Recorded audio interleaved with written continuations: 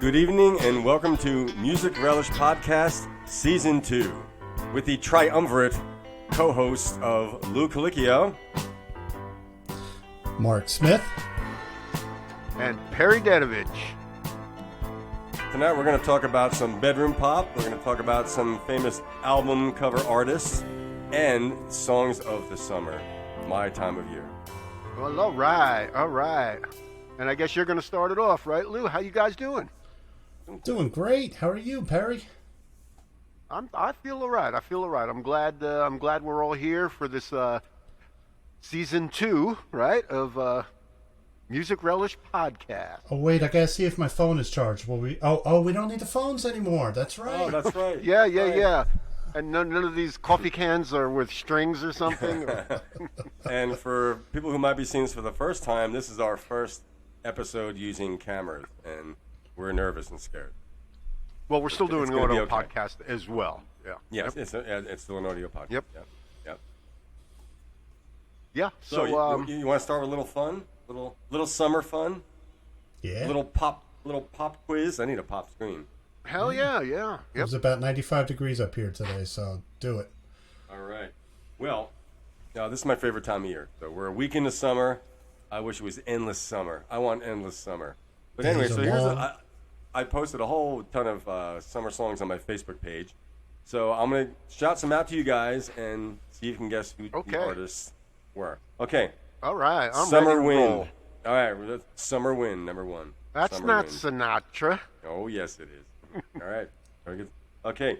Suddenly Last Summer. It happened. Motels. In the summer. The Motels. The Motels. 2 for 2. Suddenly last summer. Yep. Okay. Summertime.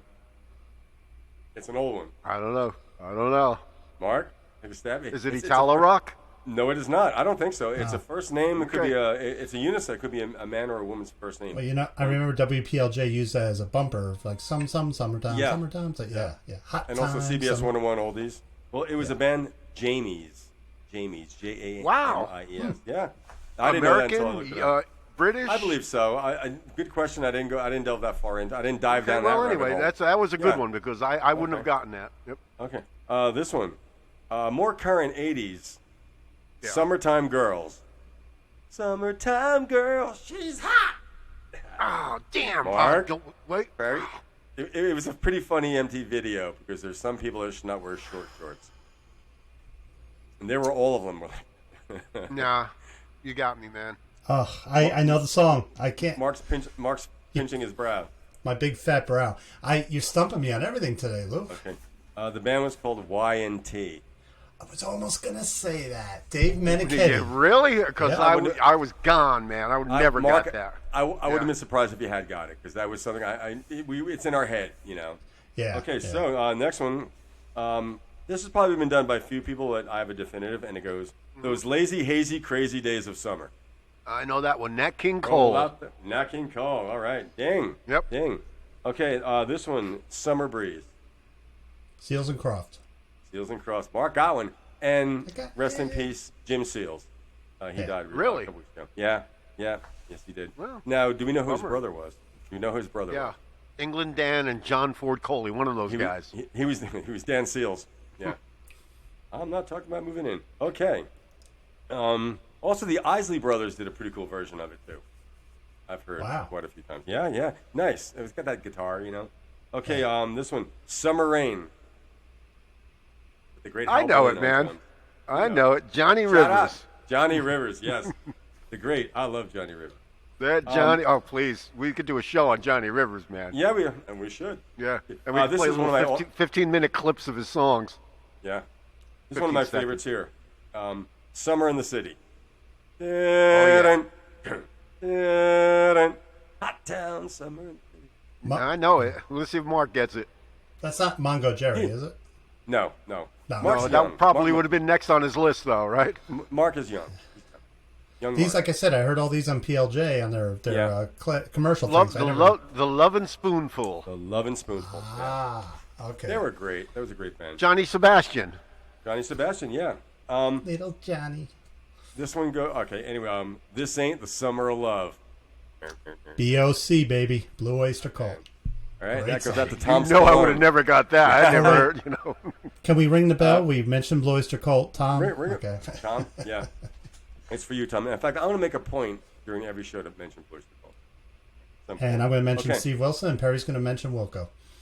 I'm not going to mention Wilco. We have a Sot Minnerism here. Oh, shit, I just did. Sot Minner was listening to the last Porcupine Tree album today. Anywho. Okay, Haven't so got another mine one. yet.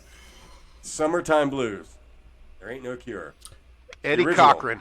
Eddie Cochran. Eddie Cochran. And who else The did a Who. bit pretty big? The Who. Okay, you both get The that one. Ooh. That's good. The ooh. The bloody ooh. Okay, in the summertime. What is it? Oh, Mark. In the summertime. Mark just said it before. Is Mark that said Mongo it Jerry? before. Is that Yes, Mongo it is. Jerry? Okay. Yes, it is. And apparently, that's the only song that sounds like that. They had a different sound. I don't know what it is, but that was like an anomaly for them. Okay, let's see. Now, Perry, didn't that song you say that's one of your cringe songs? Mungo Jerry. One of my- That's one of the songs that. No, just makes no, you- no. That's not a cringe. That's not one of my cringe songs. Oh, I thought it was one of the. Okay, anyway. No, Blitty Blop Bloopy by Oliver is one of my cringe songs. Okay. I get it.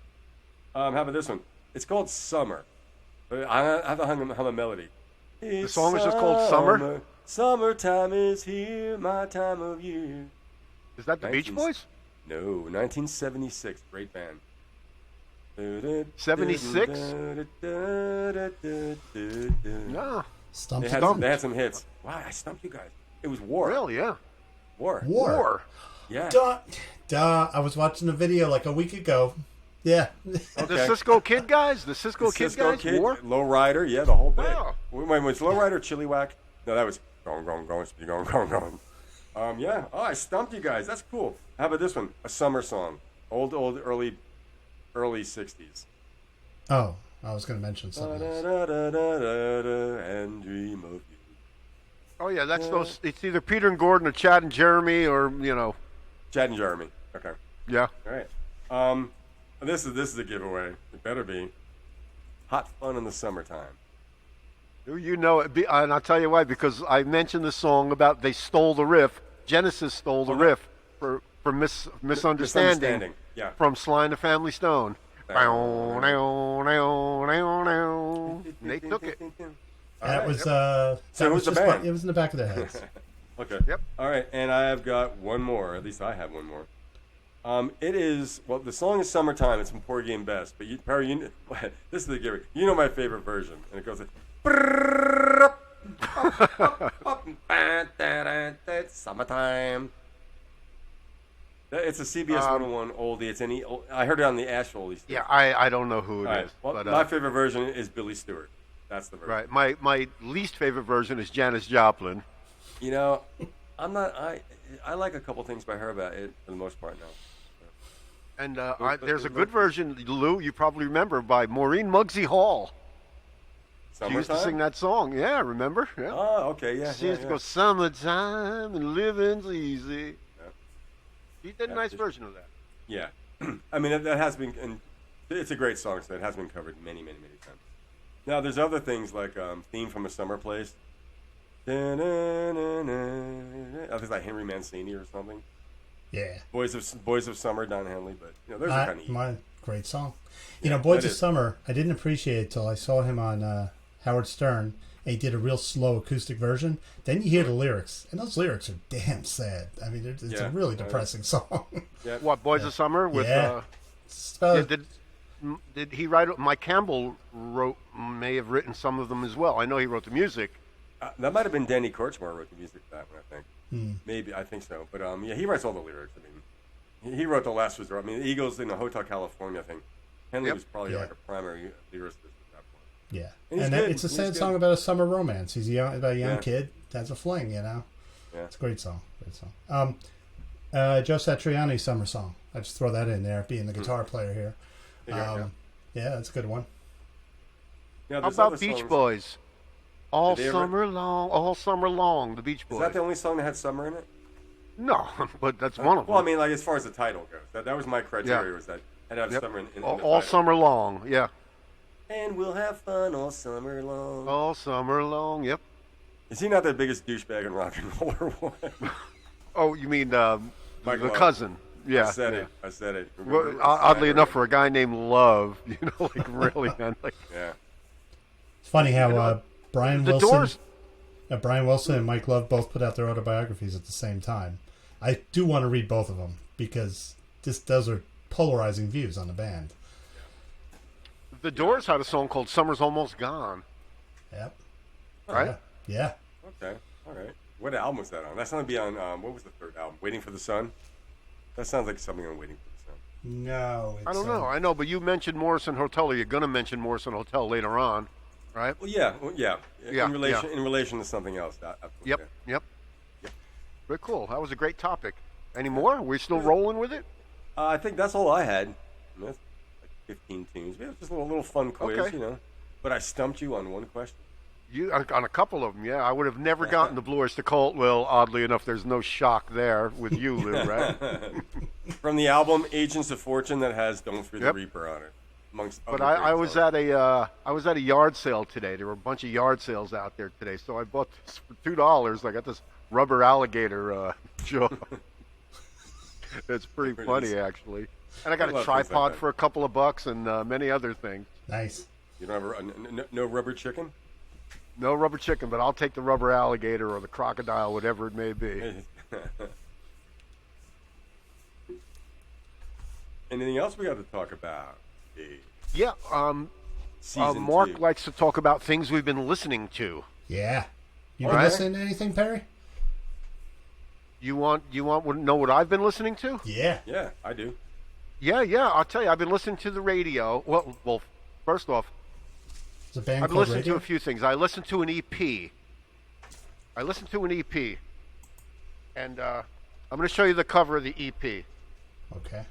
because That's there's Surf the cover of EpiPen, the right? EP.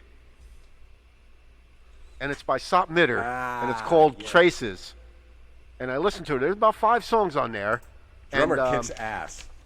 Sop Mitter is a mutual friend of all of ours, and it was produced by Lou, recorded at Lou's single wide studio.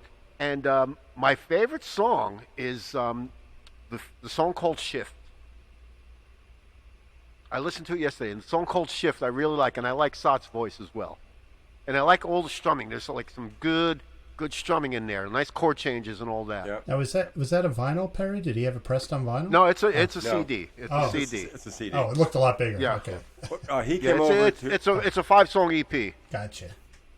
he came over to record some acoustic stuff, and I said, "Let me put some drums on." Let me put some Yeah, drums on. it's called So- Traces, and And of course, if Sock yeah, gives you had permission, bass had to follow. yeah, if Sock gives us permission, we'll play it on on the show sometime in the future on our radio show. I would like to hear Sot's stuff. I've never heard it. Really? I've heard his stuff. Yeah. If not, I'll definitely get you some. I'll get you a copy somehow. Yep. I can And- upload it and then I'll send it to you. But yeah, Yep. it was fun to do. We did it over the course of maybe 2 months, 3 months maybe. 2010 Very or cool. 11. Yeah. Yeah. So keeping to the topic, on the radio I heard no, that song. Who sang the song "Run Around"? My run around. Adele Shannon. I heard Elvis sing that song. It was Runaway. He did Runaway, Elvis, Runaway. yeah. He did So it, did Bon yeah. Jovi. It was live in like 1969, and there were no falsettos. The background Oh, really? vocals, the background singers handled Back into any it. high part. Yeah, because Elvis wouldn't do any falsetto. No. That was just not cool. You know. Yeah. And Well, it was yeah, a good version though, because the backing band was Ron Tutt and Tutt, yeah. James Burton and those guys. Hmm. Yeah, Yeah. it was really good. Elvis Runaway. Did you know Del but- Shannon was maybe being considered to be the replacement for Roy Orbison in the Traveling Wilburys? I thought you said it was Lou Christie. No, thought you said it was Lou Christie. They thought about Lou Christie, but they bandied about Del Shannon more. But unfortunately, he died. Oh, They were okay. thinking about Lou Christie, but Tom Petty said a little too cutesy. My little Yeah, town yeah. flirt. It was kind of cutesy. Yep. So I also heard I the think original. Lightning Strikes is a pretty good song. Oh yeah. Yeah, I don't mind those falsetto voices, man. Like it's Brian Frankie Wilson. Valli. You can sing like a girl and still be cool. Yeah. Yeah. Yeah. Barry Gibb or any of those guys. Hey, right? in the '80s with hair metal, singing high made you a man. Yeah, you know? yeah. It was a So very strong, I heard- a lot of it was a very strong falsetto. The Bee I Gees heard- used you a ever- falsetto too much at one point. Yeah. Did you ever much hear as I the like original version of "Burnin' Love" by Arthur Alexander? No. I did a long time ago. Yeah. He recorded it in 1971, but months later, Elvis recorded it and overshadowed him like you would not believe. Well, you would believe, yeah. But Arthur Alexander has a good version of the original version of the original released version of "Burnin' Love." Is Arthur Alexander known for anything else besides that, or just that's? pretty Yeah, much- yeah. He's I guess you consider a soul singer or anything like that. Okay. Yeah. And I also heard Marshall Crenshaw, "You're My Favorite Mistake." Wait, by Sheryl Crow? Did No, he Marshall write- Crenshaw. Marshall Crenshaw. What I about? was listening to the radio and I heard Marshall Crenshaw song called okay, "You're My wait. Favorite Mistake." Oh, he didn't write that though. Marshall Crenshaw did not write that. Well, Sheryl Crow had the first version, I think. You know, right? Oh, I don't know. I mean, they could have two separate songs called the same thing. I don't know. Yeah, not true. Yeah, that's a good point. Yeah, I because think Sheryl Crow had Mark's that. like- Mark's But he's the- looking it up now. Hopefully, the IT guy's looking it up. I think it was Sheryl Crow. You're my favorite. Yeah. So I also heard a country instrumental version of with pedal steel and all, country instrumental by Joel Patterson, and it was "I Don't Want to Spoil the Party." So there's like it was really good. Was that a country station? Was that It was on. I only listen to one radio station, WFMU 91.1 here. I know in, that station. New I know that Jersey. station. I know this guy named Leo Kennedy got some really good songs played on it. Really? Mm-hmm. Leo Kennedy? Yeah, they had a band called the Sharks. Kind of surf rock. Yeah. Do I hear a motorcycle? Yeah, it's Pearl River. City It's boy. Sunday night. Yeah, the bars are opening, so Oh. they're all going down. Okay, it's cool. What's in my you know. stomach? I promise you. Hey, Hey, going man, back it's to real. Burnin' It's Love. real. Yeah. It's very real. Very Honka, honka. real. Very Well, so real. going back to Burnin' Myrna Love, is real. remember, guys, when John only had CBS 101 on at the laundromat, and all you heard was that. And Burnin' Love to CBS 101 was like a heavy metal song, because that thing would come on and be driving hard. Yeah. So the first time I heard it, I was a customer at the laundromat, and I'm like, this is Elvis? This is like really good. Honka, honka. Honka, honka. Yeah. Well, the thing about I remember Had about a that, great those- beat. Had a great beat. I'm sure every market, in every big city has one of those oldie stations, but Yeah. but like the one in New York, CBS, they'd play like the Beatles, and then they'd play Donna Summer, a disco song right after it. It's like, wow, Yeah. man. Yeah. Well, you know what it is, Perry. It's like As we get Queen older, the classics started moving up. When Yeah. we were younger, the classics were the 60s Yeah. and 50s. Then it became, oh shit, it's the 70s. So let's say Stairway to Heaven or Smoke on the Water. Those are oldies now. Yep. I mean, classic rock is 25 years, like a Yeah. car. At what point are you 25 years as a classic rock artist, and then you become an oldie? Yeah. You know? It's like when Q104, our classic rock station in New York, they started playing Runaway from Bon Jovi. I'm like, it's not classic rock. Oh, crap, it is. It Yeah, really is. Yeah, yeah. So- Asheville, I didn't know Asheville has a oldie station, so I've been listening to that, and because I've been listening to some 50s music, because I'm not a big, there's touchstones in there, like the doo-wop, some of the Italo rock stuff, but the standouts like the Everleys, Buddy Holly, of course. I mean, to me, he's the of 50s rock. But most of it, but I never knew Asheville had an oldie station. Is it AM or FM? It's FM. See, a real oldie station would be AM, right? Yeah, yeah. With Wow. this kind of reverb. Yeah. Yeah. And That was Cousin Brucey. Frankie Ford with Sea Cruise. Cousin Brucey. The great AM radio DJs, though. Easy. Easy. Those stations were great. The MCA good guys. Yeah. Yep. Mark, you remember AM radio, don't you? Yep. I remember hearing Howard Stern on AM radio. Yeah, that's right. Yeah. That's right. When he was doing when he did the Eddie Grant song parody about Joel Steinberg. Not gonna repeat Running the home title. from school. I was in Zion Lutheran at the time, and I'd run home 4 o'clock. He was on. The other one, my mother, Rambling with Gambling, John Gambling. That was every morning in our household. We all heard that. And So- WNBC. WNBC. Remember Now, Bob speaking Grant? of speaking of Eddie Grant, Electric Avenue, is that a cover? Did he write that, or did he cover that song? I don't know. We're gonna rock down to Eli. I thought I Out read in somewhere the that street. I thought I read somewhere that he covered that song. Maybe I'm wrong, Could and be true. I hope I'm wrong. Yeah. I think I can see clearly now. Isn't that a Jimmy Cliff song? Yes. I can see. Yeah. No, And he that covered it. I'm sorry. He covered it, I think. He Who? did cover. No, wait. I might be wrong. Who? Johnny Nash, I Can See Clearly, or Eddie Grant, The Electric Avenue?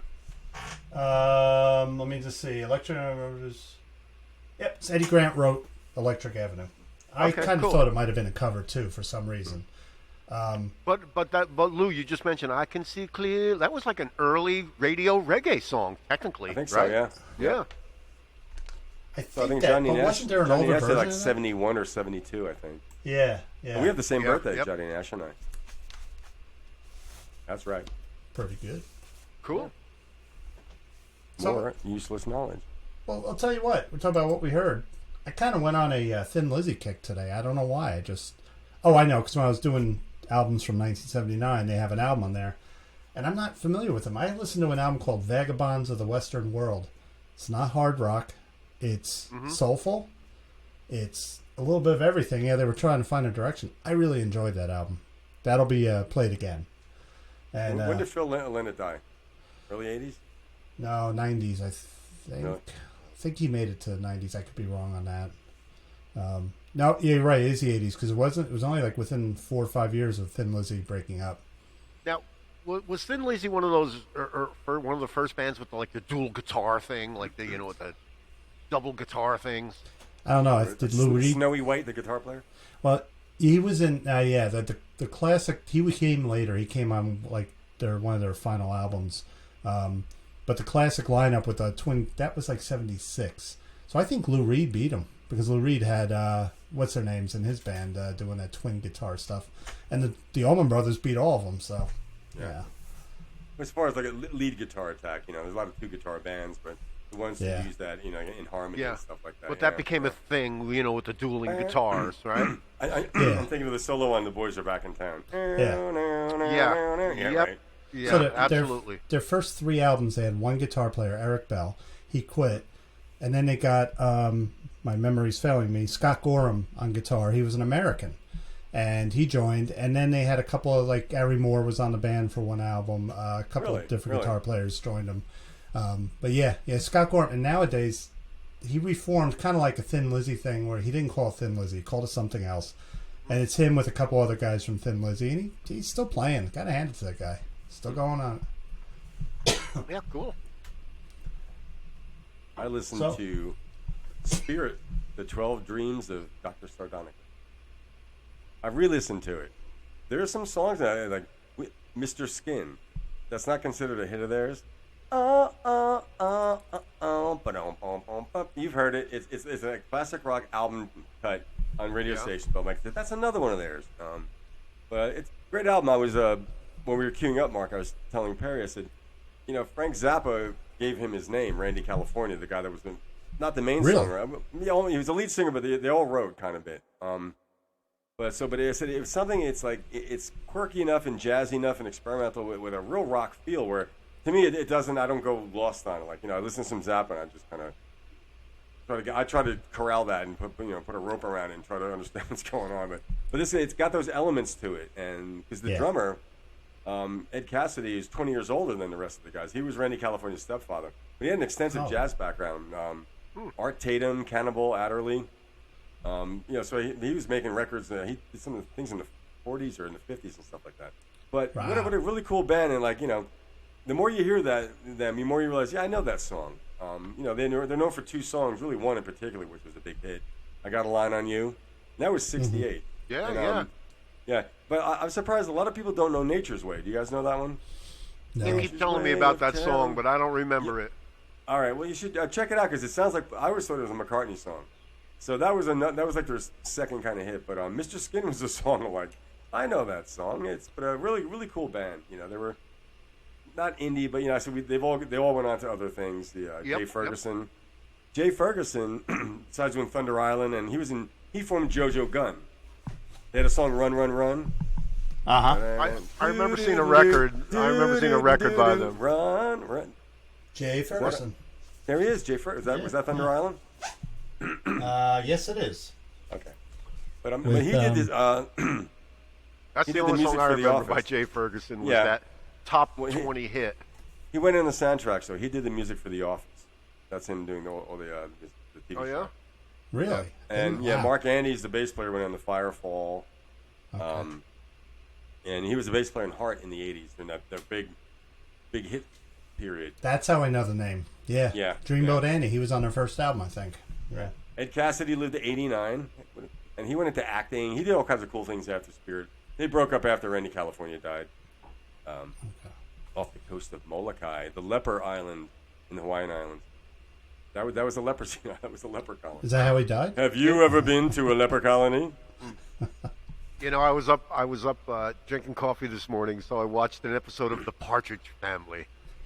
And I got to tell you, cool guitars, man, David Cassidy. Cool Really? guitars. Yeah. Yeah. Did he have a had the certain brand that coolest he guitars. endorsed? No. You know, he'd have an Ovation, and then he had a Breadwinner. No, he's got the big Gretsch. He's got, all kinds of guitars. Okay. I guess really, I didn't know then, when I was a kid, that's an actual plug. It's product Yeah, placement, right. What kind of Which drums is why did the little kid not play? Yeah, I don't know. Well, the first drummer Come was on, really man. bad at faking it, so they got another kid. Did they really? Yeah, Oh, yeah. There were two, whatever name. Let's say the name Okay. is Peter. I don't know. What was his name? Yeah. I have no idea. I know Cindy. No, I might be getting the Brady Bunch mixed up. The Brady Bunch. It was Marcia. But there was a little sister who played the tambourine. Yeah. Yeah. Or was that the Cowsills? I don't even know Yeah, anymore. it was a little sister. And then Well- Danny Bonaducci was a great bass player, man. You saw his hand all over the neck while he was playing. He was like, Yeah. Hey, I have the small scale Music Master bass, the Danny Wow. Partridge. Yep. And I liked how Reuben Kincaid, when he could make his eyebrows, when he raised them, went underneath his hairline. If you ever see it again, and like it disappear under that hair swoop he had, the Bonaduce. that's because the hairpiece was coming down. Yeah. That's right, probably. Or me. My brother Anthony's cat's name is Bonaduce. Oh. Hey, Bonaducci, come over. Bonaduce. Hey. So Lou, Mark held up an album before, and you had wanted to speak about some album covers or something, didn't you? Yes, I did, and it was a particular as a photographer. As I skip over to my notes here, photographer by the name of Henry Dilts. Henry Dilts, I've seen his name many Yep. times on records. Now, Yep. Let me find my stuff here. Yeah. So he's still around. He has photographed over 250 classic album covers. But I got to tell you, in researching this, it was hard for me to find the titles of the album covers. It's just a big mush of promotional photos he's taken, because he's done portraits of a lot of people as well. But Yeah. I was trying to find some of the iconic album covers that he actually did. It's not easy. But he started out as a folk musician. He was in the Modern Folk Quartet. They were in the early '60s. They were a music folk revival band, but they ended up being produced by Phil Spector and Jack Nietzsche. He's done other things I can't off the top of my head now, but Yep. but they were actually kind of fusing. Maybe it was post Dylan too, fusing electric instruments with that kind of more of a rock feel. Apparently they couldn't quite capture their sound like on record as well. They were commercially not very successful, so they did a certain thing and split up. There's a couple side roads on there because some of the people that have played with them went on to other things.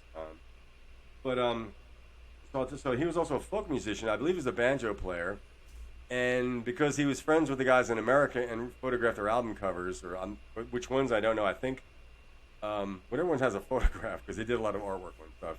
And Phil Hartman did a couple. Well, that's a good point, rock albums, because a lot of albums were gatefold, and there were lots of pictures on these gatefold things. He could have taken a lot of the photos and maybe not even had the cover, right? Exactly, and even Yeah. things like Rolling Stone, Crawdaddy, whatever magazines were current at the time. Sure, yeah. Yep. Also he's the banjo player on "Don't Cross the River" by America.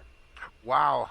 Yeah, and if you see on YouTube, there's a couple of Latter-day concerts where they bring him up and he plays, and he sounds great. So cool. Yeah. Cool dude. He's in the you see the Eagles, History of the Eagles documentary. He's in there. He's got a good segment of it because he photographed them out in the desert when they were doing peyote. Was it the first the album? Desperado shots. I believe he should whatever the first album, Eagles album that's not a Yeah, photograph. the back has them sitting in the desert. It's probably him. Yeah, and it's also him. With the Desperado album covers when they're all laying dead on the ground with Jackson Browne and J.D. Souther. He did all that stuff. But he also, James Taylor, Sweet Baby James. So he actually became more of note as a photographer than a musician. But he got to meet some of the Monkees and photograph them as well. Really? So yeah. So let's see here. So here's some actually ones that he did photograph and other things. Morrison Hotel. He did over 250 album covers, and I'm wondering. Wait, Morrison Hotel. He did the cover. He shot that. He shot. Wow, that's a great one. And he's a co-founder of the Morrison Hotel Gallery. There's one in Soho and Los Angeles, and it's got a lot of his works in there. So I'm sure a lot of his album covers are on there. And all the nudes that he shot.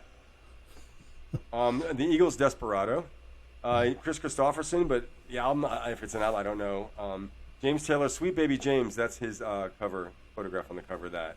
Cool. He did Kenny Rogers, Neil Young, Crosby, Stills, Nash and Young, A Lot of America, Jackson Browne, Steppenwolf, Jimi Hendrix, the Monkees. I think he might have even played on a couple Monkees songs, but I don't know what they were.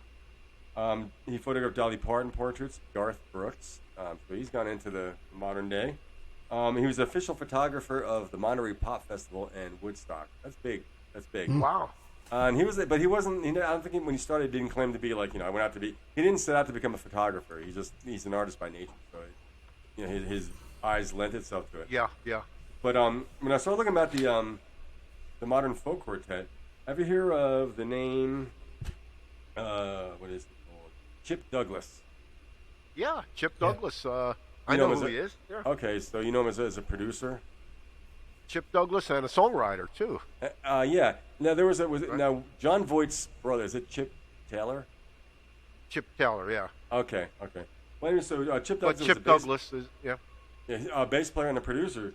So out of the modern folk quartet, he ended up producing the Monkees and the Turtles. Happy Together, he produced that, and Pleasant Valley Sunday, amongst other things by one of my favorite Monkey songs. Yeah. Yeah.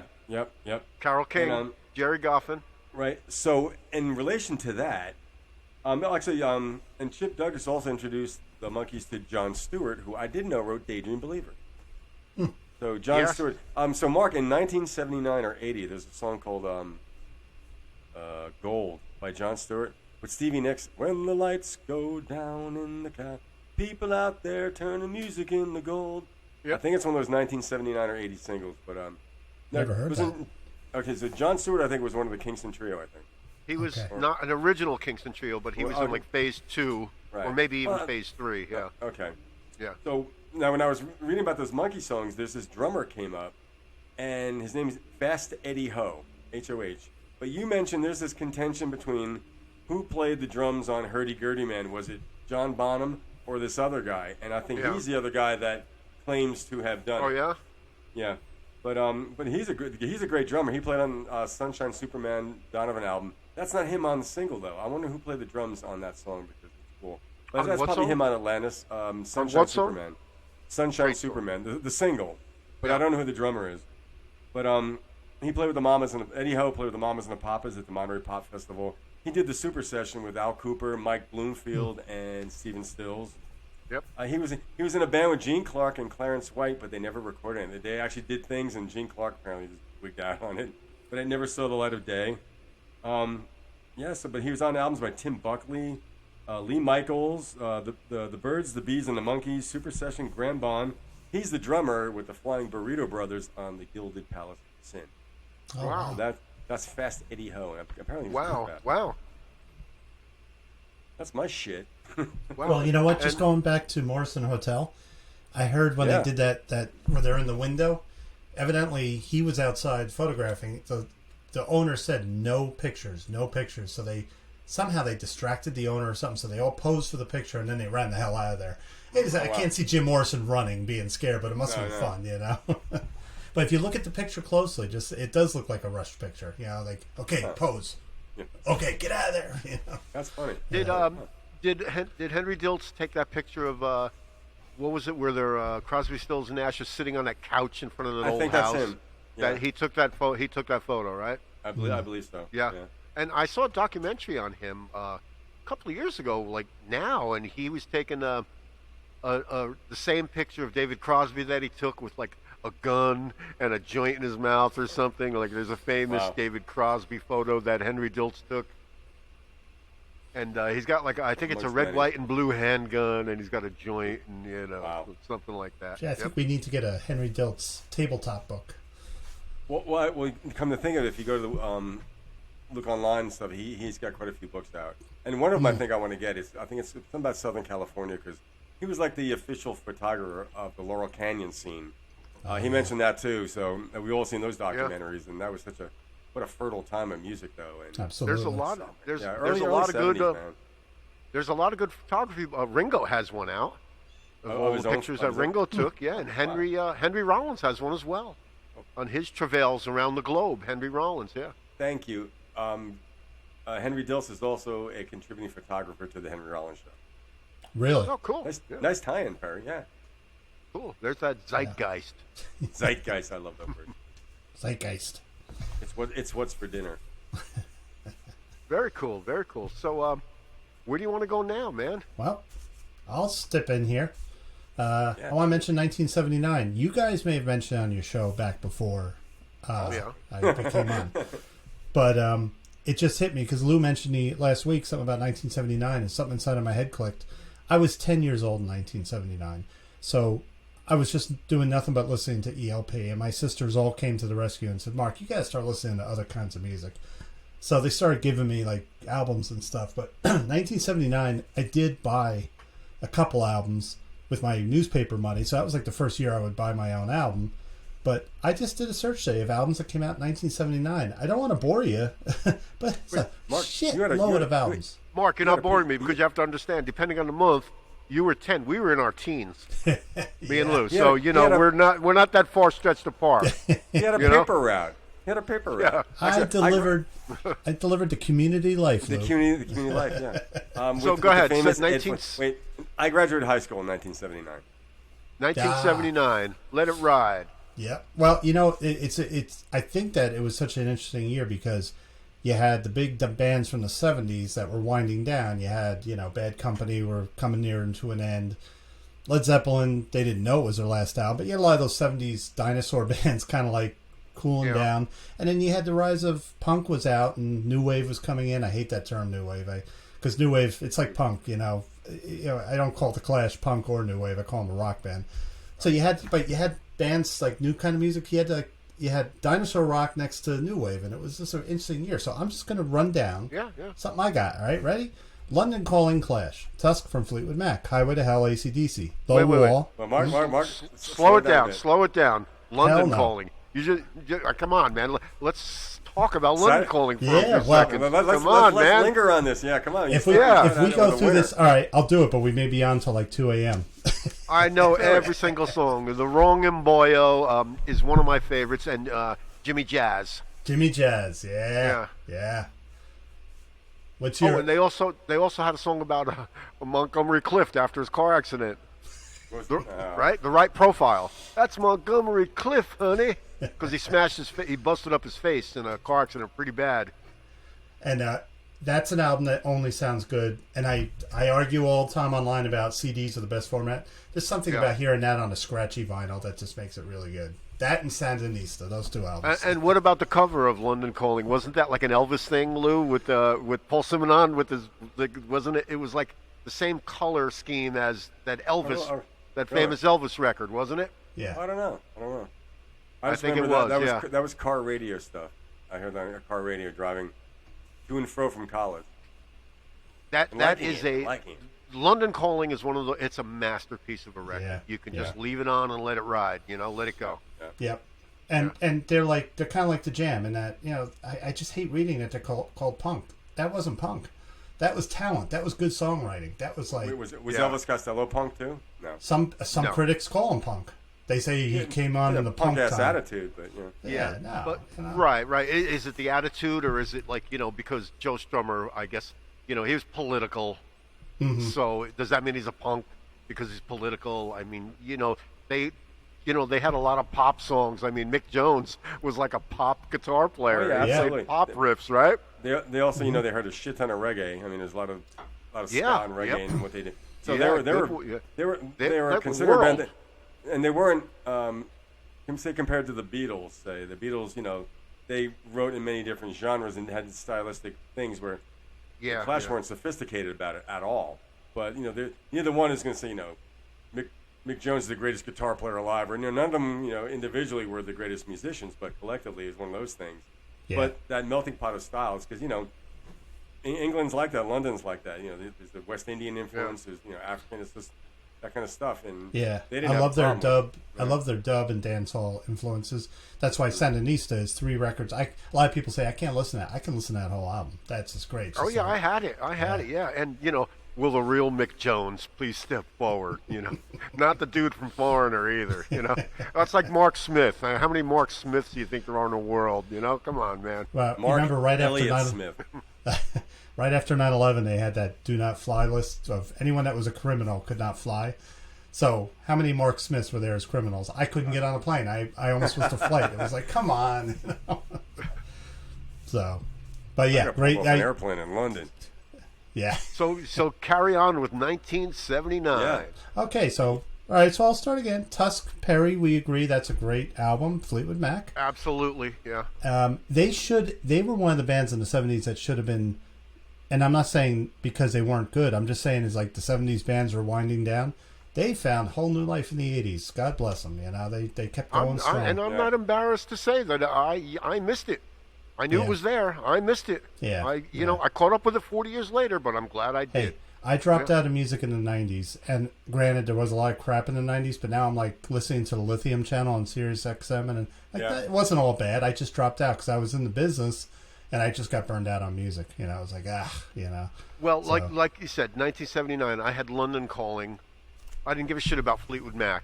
But, as you get a little bit older, you're like, yeah, man, it's a great record, too. Yeah. There's plenty of room out there for all this stuff. Exactly. I don't like the 80s sound of Fleetwood Mac, the glossy sound. I like some of the songs, but I just, like that could be anybody on drums. That was Mick Fleetwood. And he kind of admitted so in his book, too. He at that time, it was a business. And just keep making the records, and and they were going through turmoil. Lindsey Buckingham was the most reluctant member of the band in the '80s. He just wanted to do his own thing. Poor guy. I had those Lindsey Buckingham solo records, the Bronze record. I had Go Insane. I had those records. Yeah, good albums. There's 2 kinds of people in this world. Yeah. 2 kinds of people. Yep. It's either us or them. It's Pink Floyd influence. All right. All right, and also, the soundtrack for that Chevy Chase movie, right? Holiday Road. Holiday Road, yeah. Go ahead, Mark. Sorry. Every time I hear that, I think of the sandwich scene. Don't eat the sandwiches. The dog pissed on them. Okay. Highway to Hell, AC/DC. Last Bon Scott recording. The Wall. Yeah. To this day, The Wall's my favorite album of all time. So. You always go on about that being your favorite Pink Floyd record. Yeah. And that was a troublesome record, apparently, from what I read within the band, right? Put me in a deep, dark place. When I was like 18, 19, I was playing it so much. I was 18, 19 when that came out. I found it too depressing. I like some of the songs, but this sounds great, but there's just something about it. I can't. I like Pink Floyd. That was the Final Cut, the record after that. And that's probably my second favorite album of all time. I like dark, but I like dark not metal wise, just dark. I do. Now the Wall, like he had, issues with Dave Gilmour, but this is the one where they brought Bob Ezrin in. Roger Waters brought in Bob Ezrin. Is that the one? Yeah. And then there was a lot of the whole record. Yes, and there were some extra musicians on there. Lee Ritenour played on it. Guitar player. Jazz dude? Yeah. Lee Ritenour? Yeah. I don't know what he played, but he's on it. And then Jordan Rudess, who was playing on the Wall. Is that him playing the guitar solo on the Wall? Yeah, I'm not sure. I'm just not sure. It could have been one note. They could have brought him in, but if you look at the liner notes, he's listed.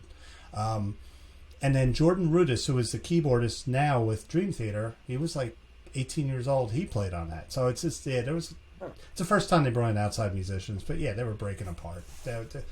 It shows that friction can create a really good album, and that was a great album. But every song, I can understand, Lou, that song "Don't Leave Me Now." That probably is like a knife going in your ear when you hear it. To me, I love it. It's dissonance. It's like so. And when Roger Waters toured a few years back behind it, that was like living a dream. I got to see it done again. You know. Cool.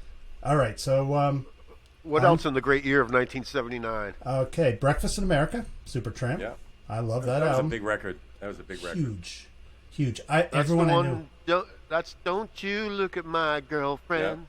It Yep. was early morning yesterday. Goodbye, stranger. All right, only one member of that band is American. Whoa. Which There were a lot of big hits on that then, Sorry, right? that's the train. There was Breakfast in America. is there, What was is the there other a one you train just said, Lou? derailment? No, that's the Firehouse. Yeah. I'm Okay. like a block away from the Firehouse. So there was "Don't You Look This at is My this is real. Girlfriend." This is real life as it happens, people. Yes. Yeah. No editing. No editing, man. This No is editing. it. You know. And what was the other song you just said from Breakfast in America, Lou? Take the Long Way Home was on Goodbye, stranger. Yeah. Take Goodbye, the Long Way Home. Stranger. Yeah, right. Long Take Way Now, there was like 3 hits right there. Yeah, I think that was it. Give a little bit Yep. from an earlier album. Was it? Who was he? Who was the only non-Englishman? You don't have to name his name, but what did he? I play? have no idea. The drummer was from California. They were really? only English, except the drummer's an American. Yeah. Past Eddie. No, I think Mark has an airstrike going on now.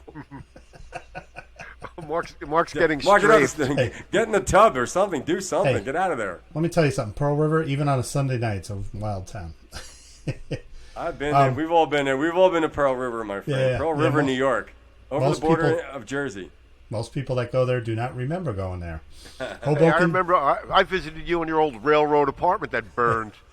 Yeah, see, now if we were doing this from my old apartment, you'd be hearing the train. So, yeah, good Yeah. thing. So go ahead, 1979. Yeah, so Unknown Pleasures, Joy Division. My daughter got me into Joy Division. I didn't even ever listen to them. I And like she Joy saw- Division. Yeah, if you feel love like them. getting depressed or something, you know, like I'm ambivalent. Yeah, a lot of people are. I'm off a the- happy guy. I like Sunshine Pop. well, re- didn't the singer killed himself, right? I got his biography. Ian in- Curtis was that? Ian Curtis, yeah. I On the think I eve got of his. the, on the eve of the, I'm sorry, Mark. On the eve of their North American tour. Yeah, I got the biography. I think his wife wrote it, and they said it's a pretty hard read. So I've got it on my shelf. I'm going to read it one of these days. May not want to read it. So, all right, Off the Wall, Michael Jackson, my favorite Michael Jackson album. It's a good record. Yeah, Is that also Quincy Jones produced? Probably. believe Q. Yes. Yeah, the Q. The evil Q. That started. That's why it was so good. Not the government guy. Yeah, That's no, what- I was yeah. never a big Michael Jackson fan, but you know, I know that was a great record. Don't stop till you get it. That was when he first really became a superstar, right? Yeah. Yeah, but That you know what? was a superstar record. Oh, that was Yeah. a dumb statement of mine. He was a superstar when he was with the Jackson 5. But a separate. Did I really say that, guys? Come on. Calm down there, Bucko. Calm down there. No, it had real They have a drums song on called it. "I Want You Back." They have a song called "I Want You Back." Have you ever heard Yeah, Yeah. it? sing it. That was his first solo smash. Yeah, Yeah. So Off the Wall. What was Off the Wall? What Don't was Stop. on there? That was the big Don't hit. Don't Stop. stop. Want to Don't rock stop with till How you? does that- get it. Phone.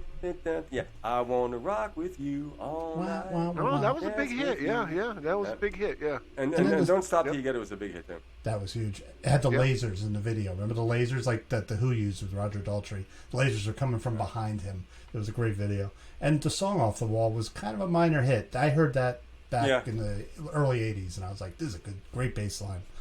So, yeah, so there's that. And then Damn the That's Torpedoes. something that's the first non-rock record we've spoken about. So that's an R&B. Oh, leave it to record me. that I'll was- bring up a that was lot good. of non-rock if you like. Yeah, me. that was on the R&B charts. You're right. Yeah. That was not. He was not the king of pop. Yeah. The self-proclaimed king of pop, by the No. way. It was a true R&B album. Yeah. It was before the alterations too on his appearance and everything else. Yeah, we won't go into that. Yeah. No. I mean, there's no point. It's it was what it was. Yeah. Yeah. Anyway, Damn the Torpedoes came out that year. Oh boy, hold on. Yeah, that was that Sound City, right? Was Yeah. that, yeah. Yeah. Right. Yeah, Awesome that's album. a biggie. That's a biggie. Yeah. I learned Yeah. to play drums to that record. Really? What a great. Yeah. By the way, Oh, yeah. Stan Lynch, great drummer. He's playing Great with Mike drummer. Campbell now. He's playing with Mike Campbell in the dirty. You're really the dirty knobs. The dirty knobs. The dirty Yeah. knobs. I don't know if Really? it's the dirty knobs. I think it's just something else besides that. But they've been doing a lot of shows together. Very cool. Yeah. He I was mean, always when I one of saw my the- favorite drummers. Yeah, me too. When I saw Yeah.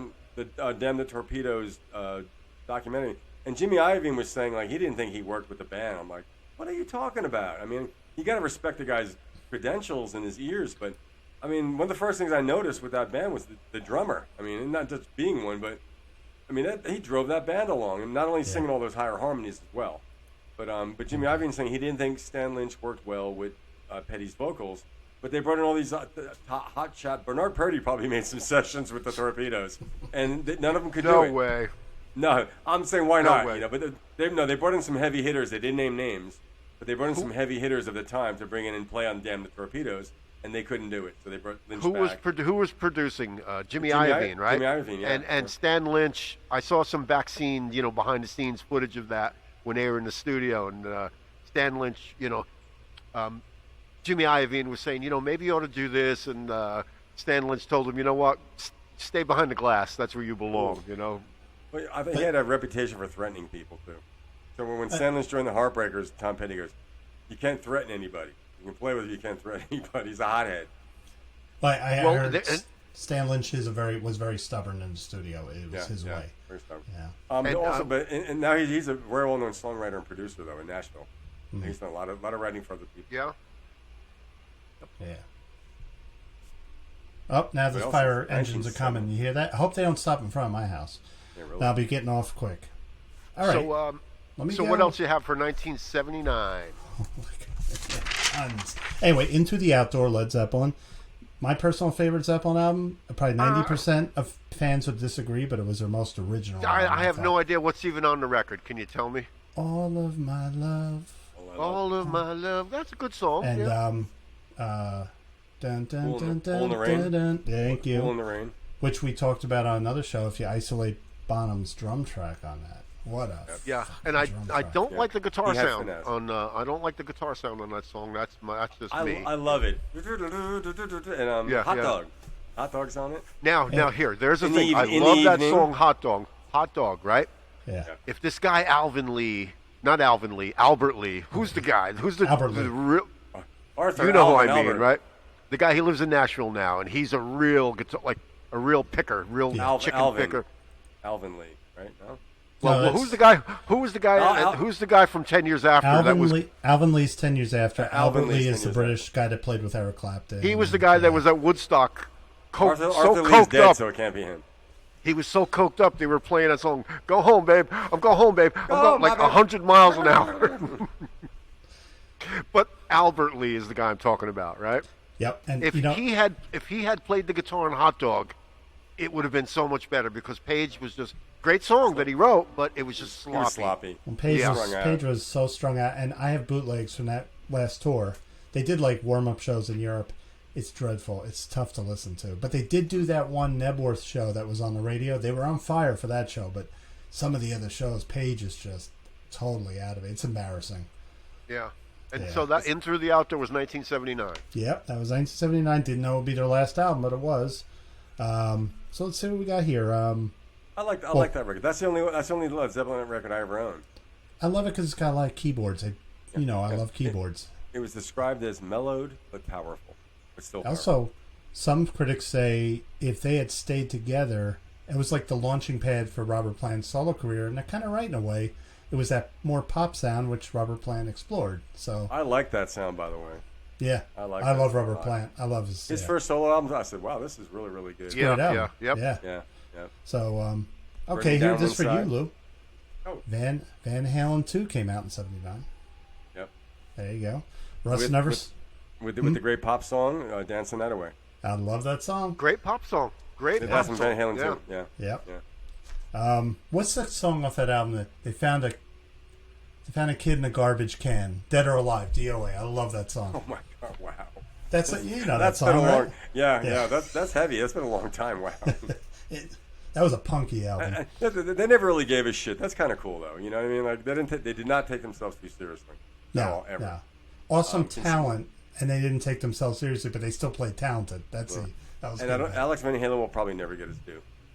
No, You know, never. that's one of the better hard rock drummers. Not a heavy metal, but one of the better hard rock drummers. Yeah. Hot for Teacher, it's a stupid song, kind of, but that's hard rock, almost hard rock, big band, heavy metal drumming. It's very unique. Wasn't there a song that Alex Van Halen really just took from the drummer from ZZ Top? Hot for Teacher. You're thinking Hot for Teacher. Yeah, you know what I mean. Yeah. He took that thing right from ZZ Top. Yeah, I would say so. He took it from ZZ Top, but he added some jazz on. He put some jazz in it. So I just never thought he was that good of a drummer, man. I just never thought so. I think because what he had to do, he had to create he wrote his crash cymbals like Ringo did to create that this wash. Yeah. But on some of those songs, he's a lot more finesse. On the last album, what's the one song? Oh, she's got rhythm of the road. On the last album, I can't think of the song. Diver Down. No, it wasn't. No, it was, last album was 1984, but one of the songs on there, a couple of songs, like his drumming is very different than what you might have heard before. Yeah, that song, She's Got That Rhythm, that was from Diver Down. I can't remember the name of it, though. Oh, no, you're right. Yeah, That's from Diver Down, yeah. Yeah. Anyway. So do they have a lot of stuff in the can that hasn't been released yet that they can that they'll be releasing in the future, little by little? I don't think they have finished stuff. I think that Eddie and Alex, they jammed constantly. There's hours and hours, I think, of jamming, and it was just Eddie and Alex. And well, there's somebody who can tighten that stuff up, well, right? the thing is, like, it would be Wolfie, if anybody, but I don't know, like, if it's Alex worth... too, probably. Yeah, and I don't know if they're going to want to release it. Maybe it's just... And there's a whole bunch of stuff with Gary Sharon that nobody wants to hear. Hey, there's a whole album, really, right? It was unlistenable. I'm sorry. I got to say, I liked it. You know why I liked it? I saw it as... You're a rare breed, mister. Jeez, that's like getting Adam Levine to be the lead singer of... It should have been an Eddie Van Halen solo album. That would have been accepted a little more because it was too dark for Van Halen. It was just okay. But it was just Eddie was like going off the deep end with different ideas. It wasn't a Van Halen album, but I liked it. And you trust All right, me. so 1979, because there were a lot of records you're talking about. There were also a lot of hit songs on the radio in '79, right? A lot of singles too. I mean, But Mark, keep going. Yeah. Russ never sleeps. Russ never sleeps. Here's a good one. This is live or is this a studio record? Russ Never Sleep. Live. That's live? Yeah. Fear of Music, the Talking Heads. My personal favorite Talking Heads album. What's on it? What's on that one? There's water at the bottom of the ocean.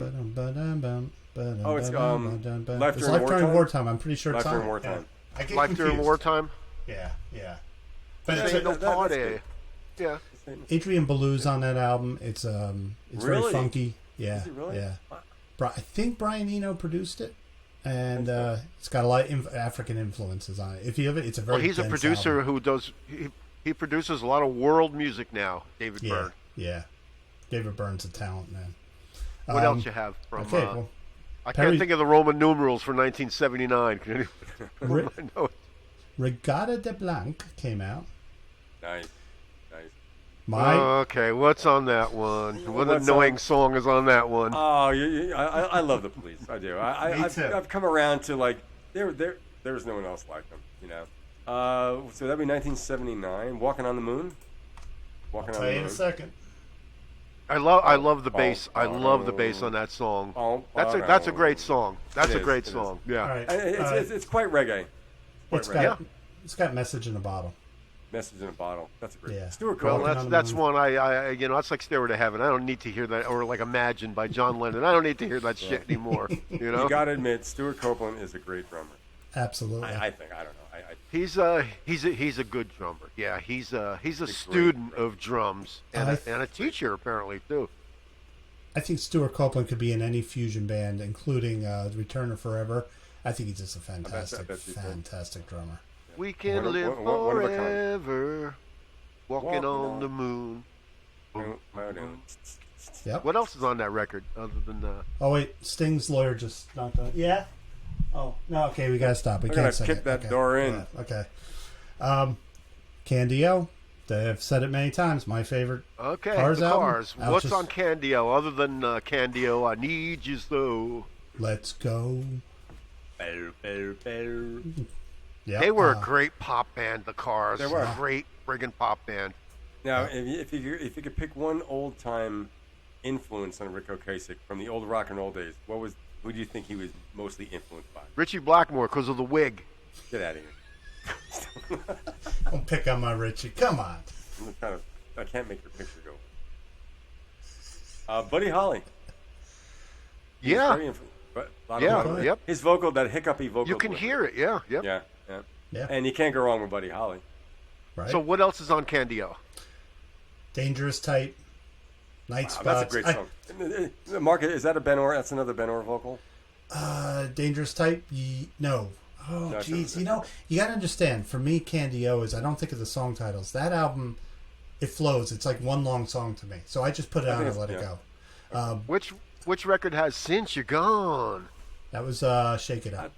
Oh, okay. Yeah. Everyone likes the First Cars album, and I've gotten into debates. Oh, it's the best. The problem with me with the First Cars album, it was just played out. I'm not crazy. And Circuit City made me hate. What was the song that Circuit City used? You're Just What I Needed. Yeah, when they started using it, I was like, I had all of them. I even had Candy-O. Yeah. And, that album was seen as not a failure, but the record company was a little miffed because it didn't sell as much as the first one. But I loved it. Well, really? They had a second record slump? Yeah. Second album slump? Damn good That's a classic curse in rock and roll, apparently, the second album slump. Yeah. Well, we should do a segment on the second album slump. Yeah. Well, the only problem with that album... I'll write that down because we will forget. What's that? Lou, the only problem I have with that album is, you name it, the producer. Roy Thomas Baker. And Eggs on the wall sound on the drums. You can't get rid of distortion when you remaster, I'll tell you. No. All right. And go ahead. I'm sorry. Oh, no. I'm good. Okay. There's a couple R&B albums that I really liked that came out those years. I Am by Earth, Wind and Fire. Bad Girls by Donna Summer. I actually had that album. Lodger from David Bowie came out. What songs are on Lodger? I saw something about that recently. So was disco still happening in '79? Yeah, so 79. There was still disco? The end of Dinosaur Rock was taking some of its property back in 1979 in a big way. That's why I think a lot of us were... disco was something in later years, I'm like, there's some really good shit in disco. I mean, try not to tap your foot to a Disco Inferno by Tramps. Well, I mean, it might be a guilty pleasure, but if you don't tap your foot, then you should. Yeah, but you in particular probably roller skated to some of that stuff, right? Yeah, well, we had a roller skating rink, and I went to the New York premiere of Roller Boogie with Linda Blair. That's how highfalutin that was. Yeah. I was at your skating rink, Lou.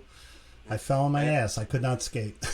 I met someone at the guitar bar, Asheville Guitar Bar in North Carolina. I'm playing with this guy. He's a singer.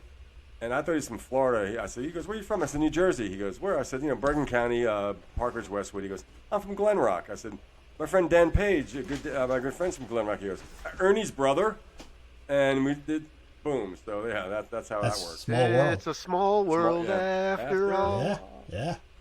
So, my favorite ride at Disneyland, by the way. But in 1979, rock was reclaiming its thing from disco.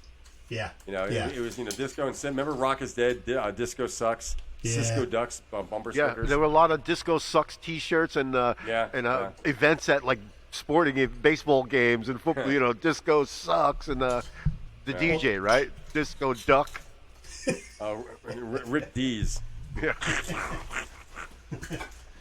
Well, I felt vindicated because I was always a closet Bee Gees fan, and me too. I love him. I remember seeing a documentary on Alice Cooper, and he, Alice Cooper with his big, what he was doing, this devil and all this stuff, and he goes, "I love the Bee Gees, but I couldn't tell anybody. I just had to put the headphones on, and listen to it, and I was like, yeah, it's good." Yeah. Great stuff. And Alice Cooper always around the corner. Yeah. Alice Cooper always went to bat for Donovan to get into the Rock and Roll Hall of Fame. Really? Wow. Always stood up for Donovan. Wow. He sang on $1 Billion Babies, Donovan. That's right. He had a featured part. We'll go dancing nightly. Yep. That's so cool. That's great. Yeah. Speaking of disco, I like in particular that song because they switch parts. Switch parts. What else you got, Mark? Well, speaking of disco, as it was going out, Jeff Lynne decides to do a disco album. So Discovery came out by ELO. I like the album. But it was had disco. That's a disco. What's on there that can be considered a disco record? Shine a Little Love. On my life. That really sounds like a Bee Gees song. Also, it has their only hit that did not have an orchestra on it. It's just a rock and roll song. It's a big. Oh, let me Bring guess. Me Down. Don't bring Don't bring me down. It does not have an orchestra on it. Well, Now- but he also had that song when he was in The Move. No, that was Do Ya. Do Do Ya. Ya. Do Ya. Do ya? That was who? Do you want my love? Two great versions. But now, when did ELO do Xanadu with Olivia Newton-John? All right, that's another guilty pleasure. I got that vinyl. It's got the Okay. greatest Olivia Newton-John song, "Magic." That's a great song. That was 82 or 83. Yeah. Okay. All right. Yeah, that's Now, a good. what was the name? Was it ELO album Discovery? Does that have All Over the World? No, that came out, I believe, maybe the next album, 1980 or 81. That's one of my favorite ELO songs. It's a good song. Yeah. Dun, dun, yeah, I love ELO. Yeah. In the Oh, yeah. the summer section, mentioned, did you mention Olivia Newton-John? Summer Night. When you were talking about that before. And Grease. Oh, okay, that was from Greece. Yeah. Did she sing that with Johnny Travolta? Yeah. Yeah. Was that the song she sang? They're multiplying. Okay. It's electric. Sorry, Mark. Go ahead. What's to do? Oh, that was 1979er. That was a bad side road. Frankie Valli. Okay, here's one I'm not too familiar with, but my sister loved. "Eat to the Beat" by Blondie. She always had that. Wait, what songs are on that? Yeah, what song's on there? But I remember hearing it. 1979. She had a big poster on the Did wall. that that Call Me covered On it? Or was that was from the American Gigolo soundtrack? That was on American Gigolo, but it could have been on an album. Oh, what's that song? On the telephone. Yes, I think that was on that album. Dreaming. Wow. Eat to the Beat, of course. Slow Motion, Atomic, Sounds Asleep, Victor, Living in the Real World. I know if I heard Punk? it, I don't. Atomic Punk, not the Van Halens. No, Atomic. Yeah. So I guess Dreaming, I remember that. The The telephone drums is in not that on song that. are great. Yeah, Clem Burke is a great drummer. Yeah. Who? Clem Burke. Clem Burke. Yeah. Oh yeah. Yep. What So else is anyway. happening in Okay, so 79? Drums and Wires by XTC. Now, I'm a Yeah. big Andy Partridge guy, but you guys, I think, like him better than me. I'm an right? Andy. We're all Andy Partridge guys. Yeah. We're all Yeah. XD, and also Colin, the other guy, right? Colin Partridge. Colin Molding. Molding. Colin Moulding. Yeah, And if you listen to those Spirit records, XTC Yeah. were influenced by Spirit. I bet. There's Yeah. There's a lot of that vocal similarity between Randy California and Yeah. Andy Partridge. I noticed it today when I listened to Dr. Sardonicus. Where it's like, Andy Partridge called it a barking seal because they sound like a barking seal. Oh, that's what he called himself, right? Yeah. Yeah. Fight the guns. Hurrah. And then A can we do this? great documentary about them called "This Is Pop," Wow. and Wow. their American tour, and he was addicted to Valium since he was a little kid. Andy? Really? Andy Partridge addicted to Valium, and he just decided to stop one day, and it was the worst thing to do without a doctor's, without being consulted by a physician to do that, and he Wow. kind Good of for a lost kid it. to take Valium. Yeah, well, if you see the documentary, it's called "This Is Pop." His mother had a lot to do with it. Handshake drugs. Ooh. Yeah. Now, Wilco. Wilco 6 degrees reference. of 6 Wilco degrees reference. of, and here we go. 6 degrees of Stephen Wilson. Steve Wilson became a very good friend of Andy Partridge's, and Andy trusted him to remix the XTC catalog, and he did Yeah, a fabulous job with it. Really good. Let's see, what do we got here? Public Image Limited, Pill, Yep. Metal Box. I'm not sure what was on that one. I'm not too familiar with Pill, but I had a lot of friends who were fans. I've heard the Ginger Baker era stuff. Okay, yeah. Dream Police by the Cheap Trick. I love that song. That's such a great song. You know what I say about Dream? They're a great rock and roll band. They are, but my issue with them is I could never I thought One on One was probably their best whole album, in my opinion. Every song to me was great. That had She's Tight, but I bought Dream Police, went down there, but say I love that song, and they have some songs I'm like, it's hard to listen to a whole album sometimes. But I think because I want to hear those really melodic songs like Dream Police, and then they have these crunchy rock and roll songs, almost punky, and I wasn't ready for it, Okay. But they were, I never saw them live. Always wanted to see them. Cheap Yeah, Trick I is saw them always on likable. You saw him where, Lou? on Daryl's house. I saw that episode It was too. friggin' good. It was really friggin' Yeah, Now, yeah. did you ever hear the double fantasy outtakes? Like I'm losing you. No. He used Bunny Carlos and Rick Nielsen. No. I can see why it didn't make the final cut. It was too raw, but it's really good.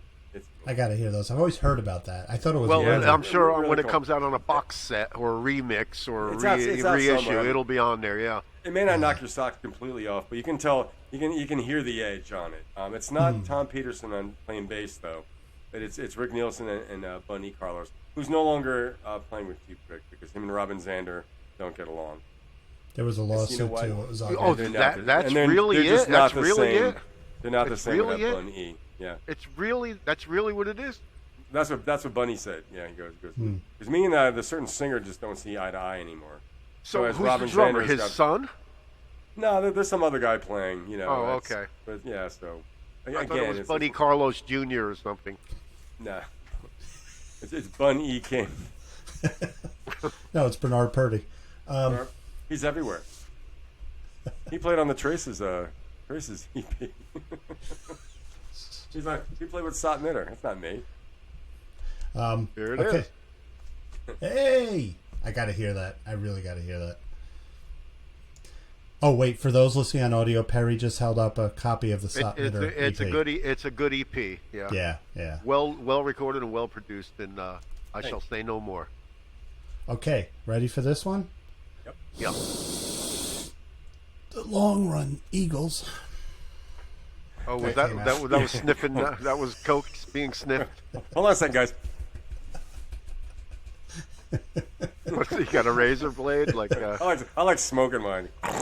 you know. See, and I'm proud to say, never ever once. I heard somebody on a podcast recently that they were saying, I never did any coke. He said, but I've seen more coke snorted than an Eagles producer or something. Wow. You got to feel sorry for Timothy We have the Schmidt. proof. Yeah. Timothy Schmidt came into the band for that album, and he's like, think got about a what hit. he's going through. He got in the band, and he's like, it's taken a year to record the album. Did he say, what's going on? A year? Here? A year, Was it- 76 Well, he to recorded 78. he recorded It a was 3 years. solo album in there, didn't he? Not Didn't he sure. put out a No. solo record in that period? He Joe did that Walsh after did. that. Joe Walsh Joe put Walsh out a did, solo yeah. album. Yeah. Life's been good. But Timothy B. Schmidt had his first record with him. He gets a top 10 hit.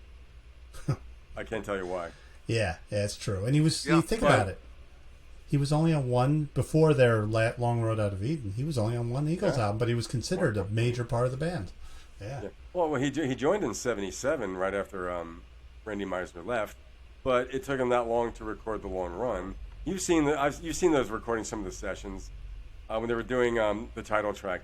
It just looks really uninspired. It just So technically, he's and been why in is the Henley? Eagles. What's that? What? No, go ahead, Henley. Henley's got 15 tom toms on this kit on the video. I'm like, really? Come on, man. Don Henley. Yeah, Oh, well, yeah, that's yeah. for that one. That's for that one song boom, boom, boom, boom, on Hotel Cal. That's Not all he even- uses it doesn't- for. Yeah, right. Yeah, that's a timbale. But but it just looked kind of like it's gonna take a while. Well, that was an album that I bought, and but I actually knew Hotel California well. My sister gave it to me, so I bought it and I brought it home. And if you open it up, there was a great band picture of them. Are you I thought talking it about was so Hotel cool. California or the Long Run, Mark? I'm talking about the Long Run. I bought it because I Okay. loved Hotel California, so I Yeah. bought the Long Oh, yeah, me Run. too. I bring it home, and I said I love this album. Then years later, I had to admit to myself, it's not. There's good songs on the album. I can't tell you why, but it's got filler. Greeks don't want no freaks. Yeah. Come on, Just give me a gonna break. say, yeah. Yeah. And Jail, They're the one about catching Jail. on the Animal House craze at that point, I think. Yeah. Did did you a hear frat about rock that? song. Did you hear about that prank that I don't know if it was Keith Olsen or one of those guys that was with Fleetwood Mac while they were recording, I guess, Rumors, or anything after that, and he had a Ziploc bag with sugar in it, and he made it look like all the coke, all the blow, spilled all the, and they're all going, "Oh, what do you do? What the fuck, man?" But it was a gag. It was a gag. It was a bag of sugar, and they all flipped out, thinking, "Oh, it's all gone, man! It's in the shag carpet." Must have been like that Goodfellas scene. Karen, what'd you do, Karen? Karen! That's all the money we had, Karen. You flushed the drugs down. Oh. Yeah, but that and the one song, the Burnout, that's a, yeah, I was like, oh my God, that's not up to the caliber of, No, Dilts. that's Those Shoes, right? Oh, Those shows, whoa. Speaking of that Ray Liotta thing, back in the day, right? We used to do a spoof. We used to do Donovan, Atlantis, That's right. and it would be to Ray Liotta as Henry Hill, It's Henry right? Hill. Yep. And the Way down on the earth. I got things organized with these guys. Way down Why'd the you earth. do that? Why'd you do that? You worry too much, sweetie. So Mark, what else you have for 1979? Bam, bam, bam, bam, bam, bam, bam, bam. The Pleasure Principle, Gary Newman. Very good album. Very good album. Yeah, I bought that and it fell off my bicycle riding home from Zion Lutheran School, and I was on Kindermack Road in New Jersey, and it fell out of I forget how I was holding it. Car ran it over, so never rebought it. I should rebuy it. Cool. See, now if there been cell phones back then, you would have had a picture of it, and it would have been cool, man. It would have been like a nice photo. But I recently saw a clip. I think I may have sent it to you of Nine Inch Nails with Gary Newman, Yeah, and they played Cars, and oh man, it was kick ass. very good. Excellent. Yeah. That's a great song. It is. And me being a Prog I fan, called it new wave because it sounded so futuristic, In fact, the drummer was playing a weird drum kit, I think, on the video. But the first time I heard that in Cars, I was in my car. I'm like, this is how apropos. So I'm like, Wow. This is different. And it was cool. If you're looking to hear something different, you got it. I mean, that was, Yeah. even though, rock, if you look at Damn the Torpedoes, that's a rock and roll record. And the Torpedoes might be one of the few last, like I said, recognizably, them and REM were like recognizably modern day American bands that sounded like American bands. But Gary Newman, that was just a whole different thing entirely. But the fact that you could have that and that at the same time. Well, that was the really beauty cool. of '79. But as a Prog fan, a lot of Prog fans liked it because it really sounded like something. It's just all the keyboards and everything, and he was using classic sounding keyboards. And I don't know about you, but I was only in I was young. All my friends thought that was the Cars. We thought the Cars put out a song called Cars. So when we found out it was Gary Newman, we're like, oh, okay, boneheaded 10-year-olds. Okay, that's cool. Yeah. Okay, But I have to say that the video I was talking about with Nine Inch Nails Excellent. and Gary Newman, yeah, it was sent to me by our friend Thomas Griffin, our mutual friend. oh, okay. And I gotta tell you, the Trent Reznor is so into that. He looks like a child. He's like, I got Gary Newman on stage. He's loving it, Yep. Yeah, and it sounded so. It didn't sound exactly like it. It had the Nine Inch Nails roughness of it, but it was just really. And the crowd seeing him jumping around, man, that was great. Yeah. Well, as I said, the first note, do. Everyone in the place knew what it was just from those first couple of notes. Yep. Didn't Trent Reznor buy the Tate, Sharon Tate, You had Roman mentioned Polanski that house? one time. Or Yeah. did he rent it, or Yes. he lived there? He lived there, or he bought it. He lived there for a while. He bought it. I think he recorded in it. If I'm Sleep well. yeah. Did he really? Yeah. Oh. Yeah. I He think did- he he did did say record Manson there was stuff. weird stuff going on there. Hey, Lou, does Rick Rubin own Shangri-La? That studio that used to be like in Sammy Davis Jr.'s pool house or something in Malibu? The Pool House was where they recorded the band's second album. Yeah. Shangri-La is where they recorded Northern Lights, Southern Cross. But that was the band's studio. They own that, but I think I don't think it was demolished or sold. Oh, I think That's when Rick Richard- Rubin may Richard own that now Manuel- or something. I hope it's still there. That's when I Richard think it Manuel might lived be. in. He lived in Mr. Ed's old quarters. Is it in Malibu? It's in Malibu.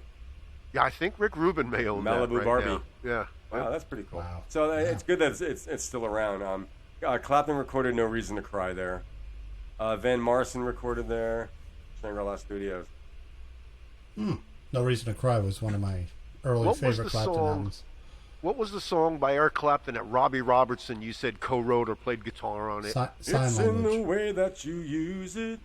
Oh yeah. Yeah, Oh. yep. I think Robertson wrote the lyrics. I think it's a Robertson song. I think. It is. Yeah. Clapton, I was thinking Clapton, if you hear sign language from Eric Clapton, that's Robbie playing lead, and I think he might have written that song too. That's from No Reason to Cry. Yeah. the Well, the you know, drummer on. Sorry. No, go ahead. The drummer. The drummer on the way they use it, that's the late, great Roger Hawkins of the Muscle Shoals. Wow. Yeah. Wow. Yeah. Okay. Do you Cool. see the timer, guys? Yeah. I let me just real quick put Head Games by Foreigner, another Roy Thomas Baker production, but I love that album. It was their heavy album. It had no real hits on it. It kind of like didn't do well in the charts, so they went back to being commercial. Low Budget by the Kinks, Wish I Could Fly Like Superman, another disco style tune. I like that Kinks era, you know. Yeah, I did too. Yeah. Low budget. I'm on. What did you say? Catch Me Now I'm Falling. Yeah. This is Captain Yeah. America calling. Here we go. Another disco flavored album, Dynasty by Kiss. I Was Made for Loving You, Baby. Wow. And Well, that's almost a disco song, right? it was It total is disco, and I loved it. Rock disco. It was Drisco. Perfect for Gene Simmons. Then I got on the bus, but no one else did. Frank Zappa, Chic Your Booty. That's my personal favorite Zappa album. That's a great Dancing Fools on that album. I may be totally wrong, but that's the only, I don't know, song man. I like. I love it. You know, Lou and I used to How work about the Pretenders? with. What the Pretenders' first Pretenders album. do in '79? Did they put out two? Brass and Pocket. Or was that their first album? I think. Wait. Is that their first? I think that's the first record came out in '79. Who was the producer? Chris Thomas. I think Chris Thomas. Yeah. Now I remember having that record, and on the liner notes it said, due to the recording, due to the way it was recorded, play this record loud, right? Something like that. I thought Pretenders 2 Which means it was super compressed. Isn't that what it really means? I was reading about them the other day and how the original bass player and guitar player died, but Martin Chambers, the drummer, kind of stuck with her for a period. Then in the late '80s, she went with like a different type of band. But he's playing with her again. But she talked about how she played with other drummers, but when they reunited, she goes, he had that swing. He just had that feel that made those Pretenders records sound great. Yeah. But apparently, studio-wise, she doesn't always use him because I guess he's up and down. I don't know. But they said one thing about English drummers that one of the other guys in the band said that when he rejoined, Chrissy's an American. She rushes the beat. He's an Englishman. He keeps her behind. Like you said, and you mentioned, Mark, him in particular, how he behind that beat just a hair, where it stops her from speeding off too much. Whereas Stuart Copeland, he's an American drummer raised in England, but Stuart Copeland's on top of the beat, But like Ringo, even Bonham, like even fooling around, he's not rushing that beat. It's the thing. Mick Fleetwood, Case in point, Lou, I've had this discussion with you multiple times about what's that song by Led Zeppelin? And it sounds like Black Dog. It sounds like the drums are lagging behind, but it's not. He's the one who is not wavering. He's the one holding it steady. I know the part you're talking about because you know exactly the part I'm talking about. Yeah. Now that's playing behind the beat. Yeah, Page is trying to like just rush those accents, but Bonham's he's not having it. But what he's playing there is so deceptively simple for him. It's just. But he's not giving up. You know exactly what I'm talking about. And like the Kinks drummer on those early recordings, that's behind the beat. Yeah. It's all behind the beat. I don't know who that drummer was. No, that was Mick Avery. I think it might have been, yeah. Now, he had a period, the Kinks' late 70s period with low budget. Their early 80s stuff, I remember he started playing, I call it that ham-fisted, meathead type of drumming. Arena rock. I don't like it. Like was that one song? The remake of Lola, met a girl called Lola, Paranoia. Oh, I love that song. I love the song, but the drumming to me just boom, ba, boom, ba, But there came a point where I said, if I ever start playing like that, I'm going to stop playing drums for a while. They were trying to get in the arenas, or that was the Arena Kings phase, so they had to get the heavy drumming. Yeah.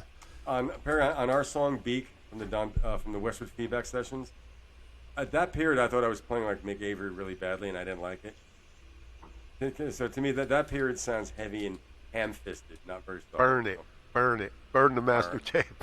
Yeah, but it got compressed real well. Don't ever play "Looking for Strange." So let me say, like, since we're on the topic of the Kinks, is Victoria. I have right now that's my go-to Kinks song. Is Victoria. Is it really? Okay. And it's so interesting to me because you all know how it goes, and in the first verse, Dave Davies is playing along with the vocal.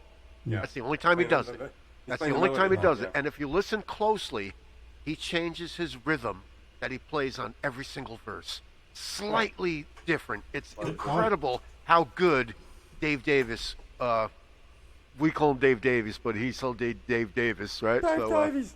But if you listen to it, he plays the melody on the guitar in the first verse, then he plays rhythm on the next one, then he plays a different rhythm on the next verse and a different rhythm over the guitar. So like, wow, man. And then where did that break come from? Oh, Gloria, Victoria, Victoria. Wow, man. What a break. What a middle eight or whatever you call it, you know? Yeah. A lot of those things you mentioned that he does, like, that's how you build a song. Like, you can do the same fill. When there's a drum break, you can play the same thing, but a good drummer will play one thing in 1 second, and because it's repetitive, but it's not the same thing. So it clues you into that part of the song that you're familiar with. Yeah. But I heard a drummer, actually was the drummer that played with America on Tin Man. I heard it on the way home today. He does the same thing. You're saying in each part of the song, it's the same part. He does something a little different each time. And a good producer will suggest that as well.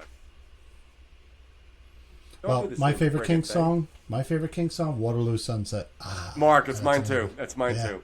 They're great songs. So great sentimental. Song. My God, it's. Well, you know what? I've heard some great cover versions of that as well. You know what? In the future, we'll discuss the Kinks. Absolutely. You know, right? There's so many phases that they had. You know. Yeah. The fact that they lost their chance to come to America when they first could have because of visa problems with their It was like the Village Preservation. I can't get the title. The Preservation Hall. So that album should have brought them into America, but because of visa problems and whatever, they couldn't do it. Yeah, and when I saw them, they were the band. He was, I mean, very honest. He said, we thought that Celluloid Heroes was going to be a big smash hit in America, and it wasn't. No. And that really disappointed Ray Davies anyway. Yeah. Remember this? Well, guys, we're at an hour and a half, man. Listen, one thing. They did the Christmas concert every year. Remember? The Kinks did the Christmas concert. I saw them at MSG with Tommy Shaw opening their Christmas concert. It was great. I seen the Kinks when I was in high school like 5 times, and it was just great shows. Listen, I have to add really quick. Mark, that's pretty impressive, man. Wow, you've seen them 5 times. So can I just say something about the macabre? Did Ray Davies try and kill himself a couple of years back? He got shot. He got shot in the leg in New Orleans. Yeah, he came to someone's rescue. Yeah, somebody was getting carjacked or mugged. He got shot in the leg. Really? Wow. Yeah, I heard something about. Okay, cool. Listen, I know we're going to wrap it up, but you want to hear a feel-good music news? Just really warms the cockles of your heart. Seriously, we could use it. Paul Di'Anno was the original lead singer of Iron Maiden. He was on their first 2 albums, and he's just not a very healthy guy. And he needed $30,000 worth of surgery, and he really hasn't done anything since leaving Maiden. And so he was doing a fundraiser. He raised $15,000. Iron Maiden covered the cost of the surgery. I think that was just great to hear. Is he American?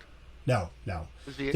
Iron Maiden's first 2 albums were very punky. But I thought the UK was cradle to the grave, socialized medicine. I think he's living in another country. I don't think he's living in anything. I think he can't come to America because he screwed up so bad here. Paul Di'Anno is one of the wildest guys in music.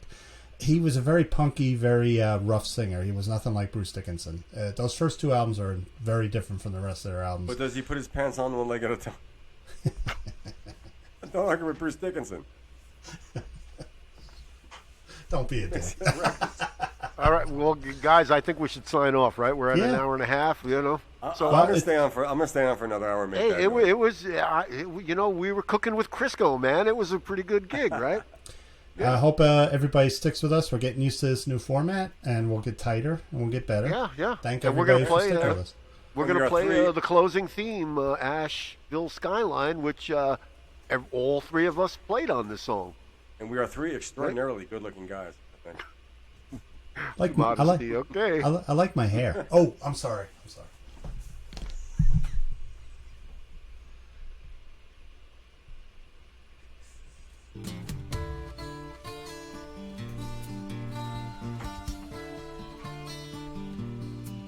Asheville Skyline, written by Perry Dedovich. With Perry Dedovich on guitar, Mark Smith on lead guitar, and Lou Colicchio on drums and assorted keyboards and recording. Thought it was Lou Colecchio. Oh.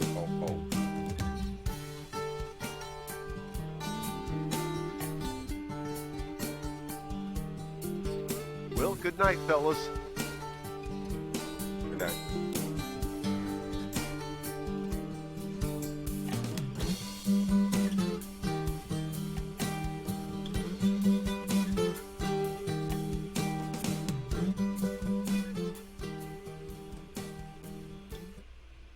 Good night. Stop.